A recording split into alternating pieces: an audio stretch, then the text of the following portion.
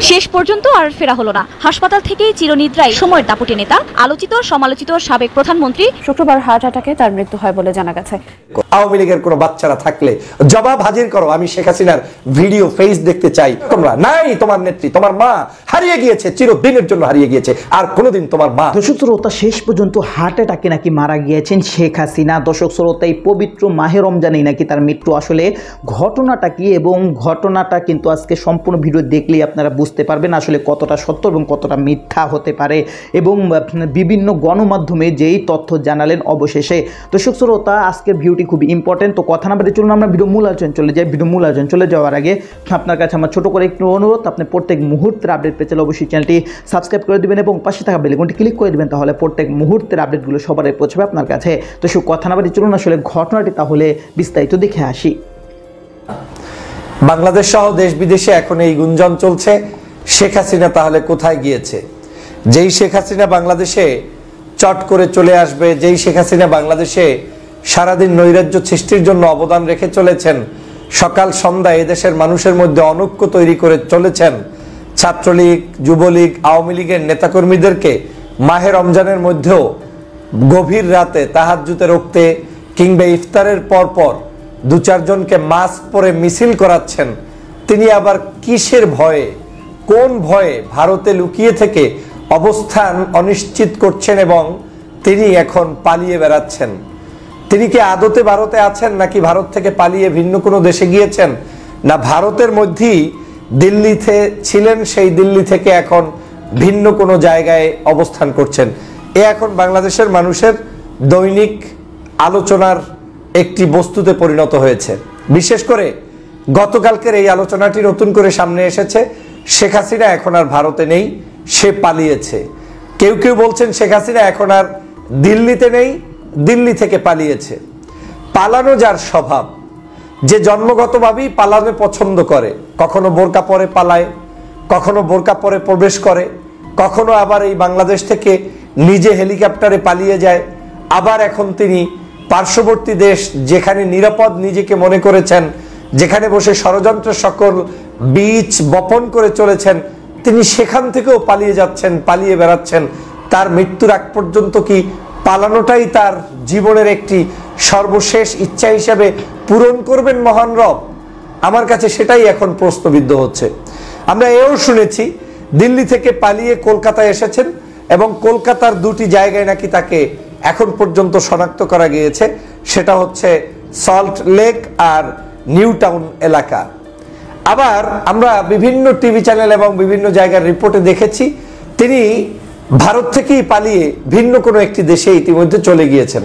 কোন দেশে গিয়েছেন সেটা নিশ্চিত হওয়া যায়নি, কিন্তু তিনি ভারতের নীরবে নিবৃতে বাংলাদেশের আওয়ামী লীগগুলোকে মিছিলের মধ্যে ব্যস্ত রেখে, নতুন করে তাদেরকে উদ্দীপনা ছড়িয়ে দিয়ে বাংলাদেশের মানুষের মধ্যে আওয়ামী লীগের লোকদেরকে একটু নতুন করে তরতাজা করার জন্য তিনি তাদেরকে মিথ্যা প্রলোভন দেখিয়ে বাংলাদেশে নাকি ঈদ করতে আসবে, সেই স্বপ্ন বাস্তবায়নের জন্য তিনি অডিও পর্যন্ত তিনি দিয়েছেন যে ঈদের সময় তিনি আসতে চান, দেখা করতে চান, বক্তব্য এরকম আসছে। তো সেই অবস্থায় তিনি নেতাকর্মীদেরকে রেখে তিনি কেন তাহলে পালাচ্ছেন?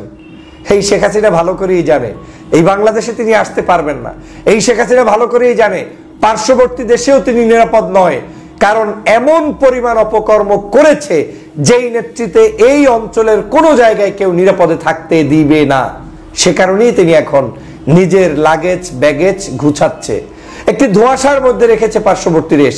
পার্শ্ববর্তী দেশও তাকে নিয়ে এখন একেবারেই চরম মাত্রার বিব্রতকর পরিস্থিতির মধ্যে আছে, কিন্তু পার্শ্ববর্তী দেশের এর কোনো বিকল্প নেই। শেখ হাসিনার পাশে থাকা ছাড়া বিকল্প কোনো পথ নেই, কারণ 16টি বছর যাকে ব্যবহার করেছে টিস্যু পেপারের মতো, যার কাছ থেকে বাংলাদেশের সকল স্বাধীনতা সার্বভৌমত্বকে কেড়ে নিয়েছিল ওরা, তারা কিভাবে শেখ হাসিনাকে একদিনই হাতের তালু থেকে ছেড়ে দিবে? তারা সে কারণেই তাকে যে কোনো মূল্যে চেষ্টা করছে সর্বোচ্চ নিরাপত্তা দিয়ে, গোপনীয়তা বজায় রেখে তারপরে তাকে রাখতে। তিনি কেমন নেত্রী? আওয়ামী লীগের তো অনেকেই এখনো আশা করেন, বক্তব্য দেন তিনিই তাদের প্রধানমন্ত্রী, তিনিই বাংলাদেশের প্রধানমন্ত্রী। তো যে লোকে এখন বাংলাদেশের প্রধানমন্ত্রী, সেই লোক কেন পালিয়ে বেড়াচ্ছে বিভিন্ন জায়গায়? ধরলাম বাংলাদেশে আপনার প্রবলেম হয়েছে 5 তারিখে, 5 তারিখের পরে আপনি জাতির সামনে মুখ কেন দেখাচ্ছেন না? এই কারণেই আমি বলছি, জেনেটিক্যালি আওয়ামী লীগ, ছাত্রলীগ, যুবলীগ সব এক। এই যে বাংলাদেশে মাস্ক পরা লোকগুলো এখন মিছিল করে, ওদের কি আসলে কোনো লজ্জা শরম বলতে কিছু নেই? বাংলাদেশে কি কোনো করোনা চলছে? 19 সালের করোনা, 20 সালের করোনা কি 25 সালেও চলছে যে তোমাকে মাস্ক পরিধান করে চলতে হবে? কারণ এটা তো জন্মসূত্রে এক। শেখ হাসিনার ব্লাড আর ওদের ব্লাড তো এক।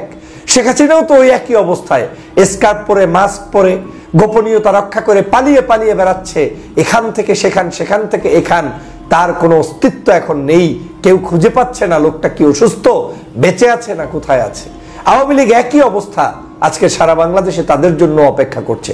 তারাও এই একই উপায়ে একটু মাস্ক পরে আমাদেরকে উকি দেয়, জানার চেষ্টা করে, মাঝে মাঝে একটু শাহবাগে কিংবা রাস্তাঘাটের অলিতে গলিতে কোনাকাঞ্চিতে উঠে এসে একটু হুশহাস করার চেষ্টা করে। এটা মূলত জন্মগত শেখ হাসিনার স্বভাব থেকেই এই আওয়ামী লীগ, ছাত্রলীগ জেনেটিক্যালি এই তথ্যটি এবং এই কর্মটি তারা পেয়েছে। প্রিয় বন্ধুরা আমার, সে কারণে বলছি আজকের এই আওয়ামী লীগের দুর্দশার কারণটা কি? আওয়ামী লীগ কেন এরকম হবে? কেন তারা সবসময় এইরকম অপরাজনীতি, অপকৌশল করবে? এর কারণ আছে। আওয়ামী লীগ কখনোই গণমানুষের দল ছিল না। তো দর্শক, আপনার এই ভিডিওটি দেখলেন। ভিডিও দেখে যদি আপনার কোনো মন্তব্য থাকে তাহলে অবশ্যই কমেন্ট বক্সে কমেন্টে আপনার মূল্যবান মন্তব্য জানিয়ে দিবেন। দর্শক, এখন আমরা পরবর্তী একটি ভিডিও দেখব, যেটা দ্বারা আমরা আরও কিছু তথ্য আমরা জানতে পারবো। দর্শক, চলুন আমরা সেই ভিডিওটি বিস্তারিত দেখে আসি। চীনের সাবেক প্রধানমন্ত্রী লি কেকিয়াং মারা গেছেন। 68 বছর বয়সে এই নেতা গেল বছর নাটকীয়ভাবে অবসরে যান।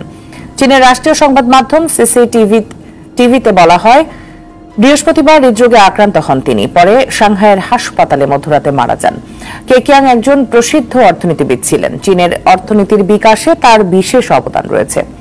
অবসরে যাওয়ার আগ পর্যন্ত চীনা কমিউনিস্ট পার্টিতে দেশটির প্রেসিডেন্ট শি জিনপিং এর পর দ্বিতীয় সর্বোচ্চ ক্ষমতাশালী ব্যক্তি ছিলেন কেকিয়াং। মারা গেছেন চীনের সাবেক প্রধানমন্ত্রী লি কেকিয়াং। শুক্রবার হার্ট অ্যাটাকে তার মৃত্যু হয় বলে জানা গেছে। তার বয়স হয়েছিল 68 বছর। 2013 সাল থেকে প্রায় 10 বছর চীনের প্রধানমন্ত্রী হিসেবে দায়িত্ব পালন করেন লি। মাত্র 10 মাস আগে দেশের প্রধানমন্ত্রীর পদ থেকে অবসরে যান তিনি। অবসরে যাওয়ার আগ পর্যন্ত তিনি ছিলেন চীনা ক্ষমতা কাঠামোর দ্বিতীয় শক্তিশালী ব্যক্তি, যদিও ক্ষমতার প্রথাগত কোনো ভিত্তি ছিল না তার। বিশ্লেষকদের মতে চীনা প্রেসিডেন্ট শি জিনপিং নানাভাবে তার ক্ষমতা খর্ব করে দিয়েছিলেন। Отношения имеют очень широкие перспективы, будут намечать. তো দর্শক, আপনার সম্পূর্ণ ভিডিও দেখলেন। সম্পূর্ণ ভিডিও দেখে যদি আপনার কোনো মন্তব্য থাকে তাহলে অবশ্যই কমেন্ট বক্সে কমেন্টে আপনার মূল্যবান মন্তব্য জানিয়ে দিবেন।